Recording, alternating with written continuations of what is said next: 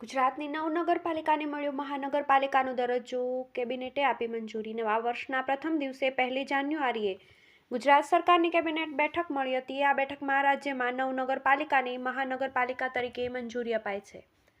મહેસાણા, ગાંધીધામ, વાપી, નવસારી, આણંદ, સુરેન્દ્રનગર, નડિયાદ, મોરબી અને પોરબંદરને હવે મહાનગરપાલિકાનો દરજ્જો અપાયો છે. છેલ્લા ઘણા સમયથી આ નગરોના રહેવાસીઓની માંગ હતી, જેથી લોકોમાં ખુશીનો માહોલ છે. પાલિકાઓની ચૂંટણી પર પડશે અસર. આ નગર મહાપાલિકાઓને એટલે કે મ્યુનિસિપલ કોર્પોરેશનનો દરજ્જો આપી રાજ્ય સરકાર ગુજરાતીઓને નવા વર્ષની ભેટ આપી છે. સૂત્રોના મતે રાજ્યના 85 પાલિકાની ચૂંટણીઓ યોજાવાની હતી, પરંતુ જો 9 પાલિકાને મહાનગરપાલિકાનો દરજ્જો અપાતા ઘણા વહીવટી ફેરફાર થઈ શકે છે, કારણ કે નવી મહાપાલિકામાં અન્ય નગરપાલિકાને ભેળવી દેવાશે. આ જોતા 60 પાલિકાની ચૂંટણીઓ યોજાય તેવી પણ શક્યતા છે. ગ્રાન્ટ ફાળવણીની પણ તૈયારી.